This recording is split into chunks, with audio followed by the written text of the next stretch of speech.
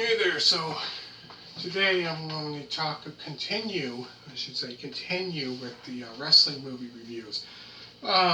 So today I'm going to be talking about, this one would be, it's called Rampage, WWF Rampage 97. You can see that.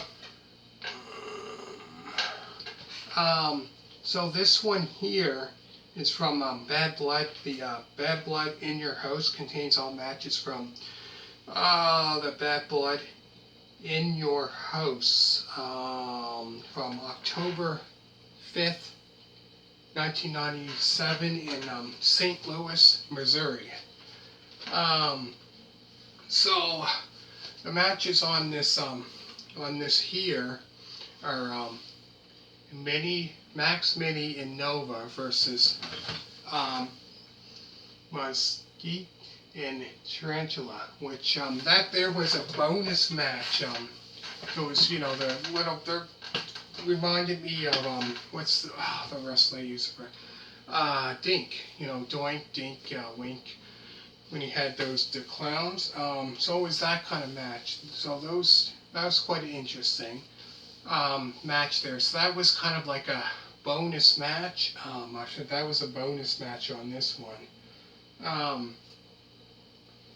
Then after that, then there was another match on this, Disciples of Apocalypse, which includes 8-Ball, Chains, Crush, and Skull. So you know that their team there is kind of like bikers. You know, they're on their motorcycles, go to the ring. Because Crush used to wrestle, you know, before this, 1990. He first came there in 1990 with Demolition. Back in the day, Demolition. I think it was 1990 he first came to the WWF. But he was with them until 1990, and then I think it was 91 sometime, when Demolition broke up. And then around 92, he was, as you know, Crush, singles singles wrestler. He wasn't a tag team wrestler anymore. He was there 92, 93, 94, 95, and then he left sometime then. And he came back in 96. And then later on, 97 sometime, just Disciples of Apocalypse started. Because I think it was it Skull, Chains, or 8-Ball? One of them, two of them, used to wrestle in the WWF 2 years before that, sometime 2 years before that, as if anybody watched it way back then would know. Jacob and Eli Blue. So they used to wrestle back in the day then as them, with their manager, Uncle Zed McKyer, back in the day. But yeah, they completely different because they shaved their head. They were bald. But now that there was quite interesting. So it was them against Los Boricuas, which includes Jose Castro Jr. or Jesus Castro Jr. Jose Estrada Jr. I don't know how to pronounce that. Miguel Perez Jr. and Savio Vega. Savio Vega, who wrestled in the WWF way. Before this, he was known as if I'm not mistaken, I think he was Quang back in '94, late '93 when he first came, when he was as Quang. Who Harvey Whippleman was his manager. I'm pretty sure that's who he was before he. So he wrestled as him in '95 sometime, and he all of a sudden he was gone. Then he came back, Savio Vega, in May of '95. But yeah, that there was quite of an interesting match. All of them against.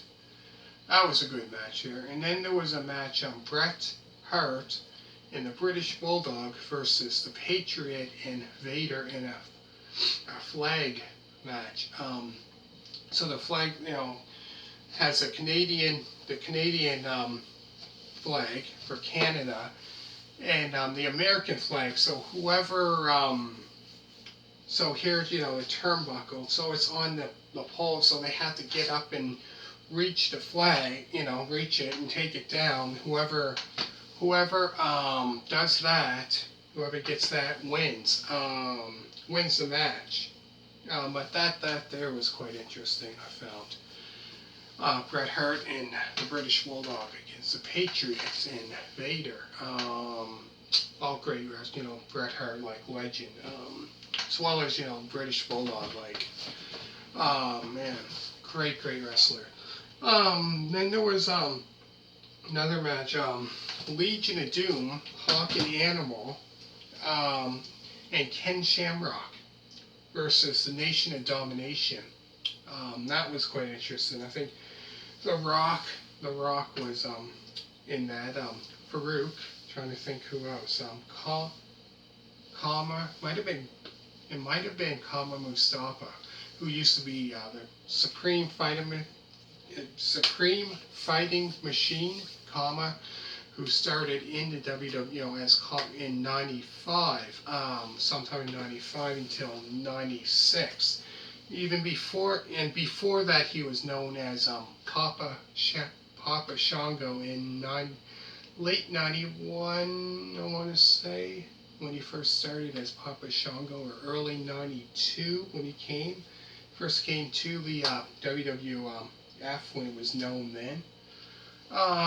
Then there was a match, the Headbangers versus the Godwins, which was quite of an interesting match. Mosh and Thrasher versus the Godwins. Henry O. Godwin and Phineas Godwin. And then later on, I think in, was it 98, 99, they were known as another name. But that was quite interesting. And then there was they had this intercontinental match between Farouk and Owen Hart. So the winner is the Intercontinental Champion. But before that, I think it was Steve Austin had to give up his Intercontinental title, because I think it was, I'm not sure if it was an injury or something, he had to give up. So they had a tournament, to see whoever the last two are, wrestle at the In Your House Bad Blood. So whoever won, the very last, between the two, would wrestle at this pay-per-view. So it was quite a bit of people that were in the tournament. It was quite interesting. So it was Farouk against Owen Hart. So whoever would win that would win the Intercontinental title. Farouk and Owen Hart. But yeah, what a legend. Owen Hart is, man, great wrestler. Then there was a Hell in a Cell match between, this would actually be the very first one. The very first one. Match. The very first, so it all started from this in your house between, Shawn Michaels against The Undertaker against Shawn Michaels.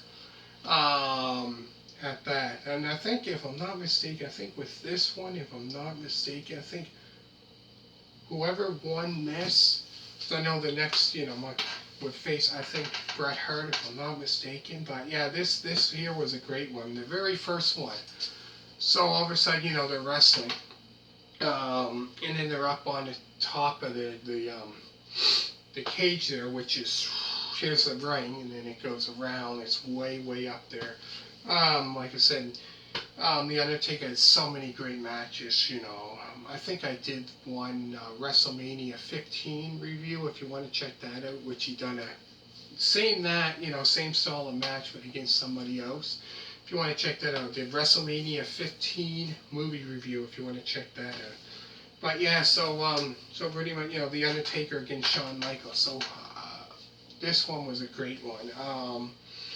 So they're wrestling, and then The Undertaker has him up for the tombstone, and all of a sudden, drops him down, right? And then all of a sudden, but even before that, The Undertaker, with wrestling, he took him and he hit, threw him against the cage. All of a sudden, Shawn Michaels was all, bleeding and all that.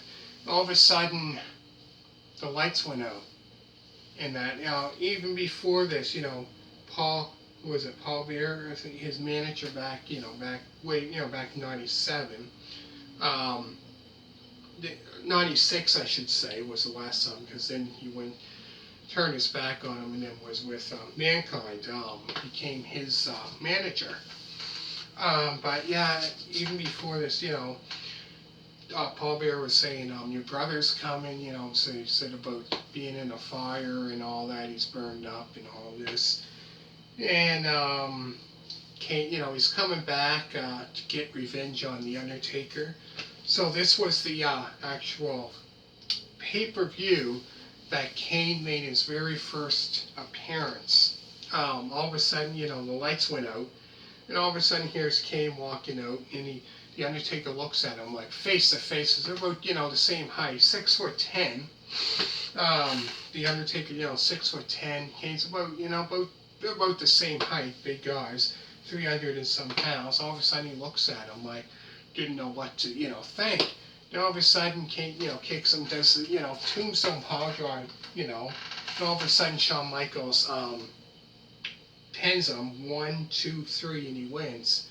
But that was the first ever, that's when he first made his debut. It wasn't his debut match, but when he made his debut in the WWF. But yeah, hard to believe it's been, that long since Kane first started in, WWF. Hard to believe, man. Anyways, hope you really enjoyed this review. I'm gonna do another one next, so stay tuned for that. Make sure to hit the thumbs up. I hope you really, really enjoyed this review, and thank you very much for watching, and bye.